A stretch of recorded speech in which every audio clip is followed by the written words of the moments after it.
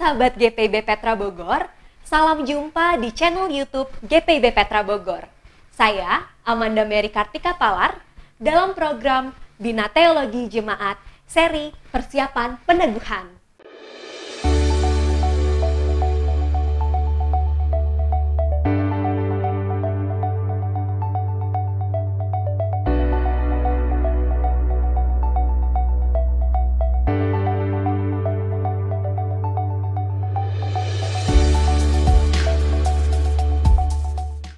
Dalam lingkup GPIB, kita berada di penghujung proses pemilihan Diaken dan Penatua masa tugas 2022 sampai 2027. Episode pertama dalam seri persiapan peneguhan ini, kita akan berbicara tentang presbiter.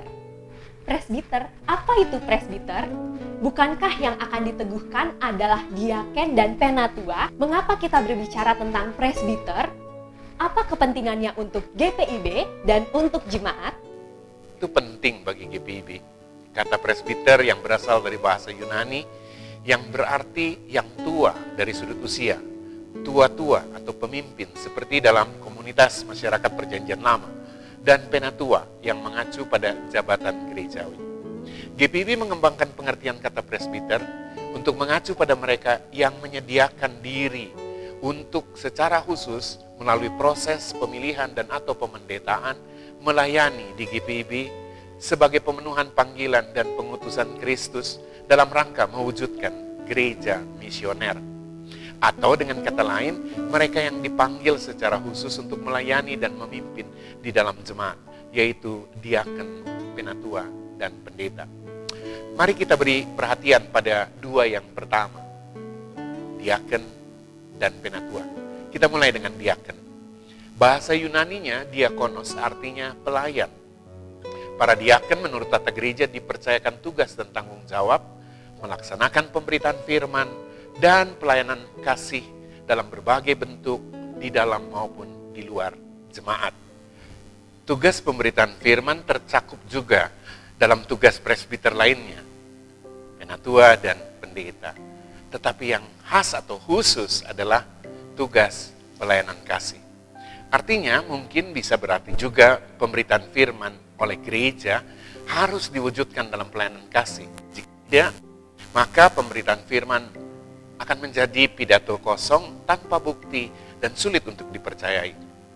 Pelayanan kasih ini yang kita kenal dengan sebutan sehari-hari diakonia. Diakonia dilakukan gereja mengacu pada diakonia Yesus Kristus yang bersabda, karena anak manusia juga datang bukan untuk dilayani, melainkan untuk melayani dan untuk memberikan nyawanya menjadi tebusan bagi banyak orang. Dalam pelayanan kasih itu tercermin kemurahhatian Allah atau rahmat Allah. Perlu diperhatikan, tata gereja menyatakan bahwa pelayanan kasih itu dilakukan dalam berbagai bentuk, di dalam maupun di luar jemaat. Wah, ternyata ruang lingkup tugas seorang diaken sangat luas ya, dan pasti tidak mudah. Apa saja sih yang harus dikerjakan oleh seorang diaken? Pekerjaan diaken ialah melayani orang-orang yang hidup dalam kesusahan atau berbagai kesulitan. Pekerjaan diaken bukan pekerjaan amal atau filantropis. Allah dalam kuasa Roh Kuduslah yang bertindak dalam pelayanan ini. Pekerjaan diaken adalah memperlihatkan kasih dan kepedulian Allah dalam Kristus, baik dengan perkataan maupun dengan perbuatan, kepada mereka yang hidup dalam kesusahan dan berbagai kesulitan. Ada banyak kesulitan yang dihadapi warga jemaat. Kesulitan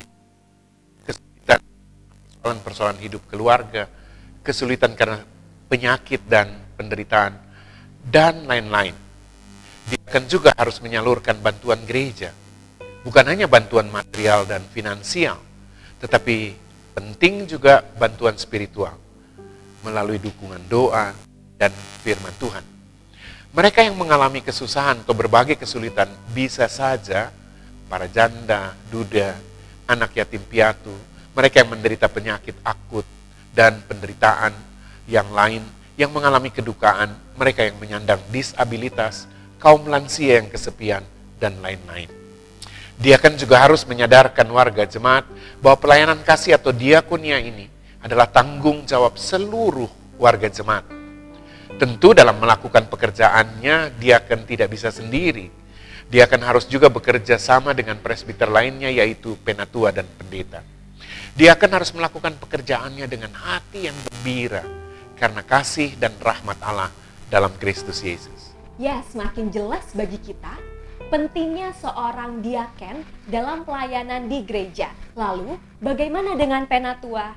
Apa sih pekerjaannya?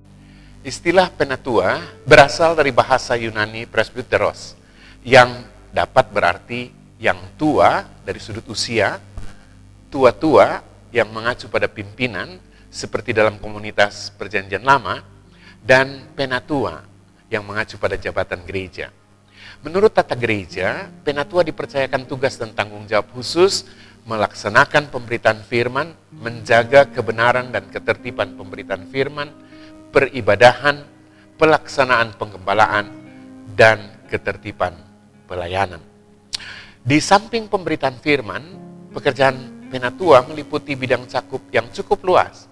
1. Pengajaran, yaitu pemberitaan firman, peribadahan, dan pengembalaan atau pastoral, dan ketertiban pelayanan. Pekerjaan penatua harus dilakukan secara rohani. Penatua ditugaskan untuk menjaga dan memelihara warga jemaat, yakni kawanan domba Kristus, serta mengawasi agar mereka hidup menurut firman Allah. Penatua juga dapat mendapatkan tugas pastoral. Keteladanan penatua menjadi penting. Bagaimana tugas itu mereka lakukan? Di sini penatua harus melakukan pekerjaan kunjungan rumah tangga. Melalui kunjungan rumah tangga, penatua bisa lebih mengenal dan dapat memberi pimpinan kepada warga jemaat. Wah, luas sekali ya bidang tugas penatua, dan pastinya tidak mudah. Pantas saja ada penatua yang kecewa, mutung, dan akhirnya absen panjang. Dalam melaksanakan pekerjaannya, tentu penatua tidak dapat melakukannya sendiri. Penatua harus bekerja sama dengan presbiter lainnya, yaitu diaken dan penatua. Dalam badan yang kita kenal dengan istilah majelis jemaat, disitulah mereka membicarakan dan mengatur pelaksanaan tugas-tugas mereka, yaitu penata layanan. Mereka adalah kolega pastoral. Dalam kebersamaan bertanggung jawab atas pengembalaan dan kepemimpinan jemaat. Yang lebih penting, kita harus menyadari pekerjaan mereka bukan berasal dari diri mereka sendiri. Allah di dalam Kristus yang empunya pekerjaan itu. Maka Allah dalam kuasa Roh Kudus jugalah yang akan memampukan mereka. Karena itu penting bagi semua presbiter untuk memelihara relasi dengan Allah Tritunggal, dengan membangun sebuah kebiasaan menetap, membaca, mempelajari, merenungkan firman, dan berdoa dengan tekun dan teratur. Dan sama seperti Allah dalam Kristus yang hadir dalam kuasa Roh Kudus mengasihi jemaat, lakukanlah tugas yang dipercayakannya dengan kasih dan kegembiraan. Saya Pendeta Yoel Edward Kloke dari GPIB Petra Bogor. Sampai jumpa. Sahabat Petra Bogor, kami berharap kita mendapat sedikit pencerahan melalui program Bina Teologi Jemaat. Jangan lupa like, subscribe, dan share channel YouTube ini. Sampai jumpa, Tuhan Yesus memberkati.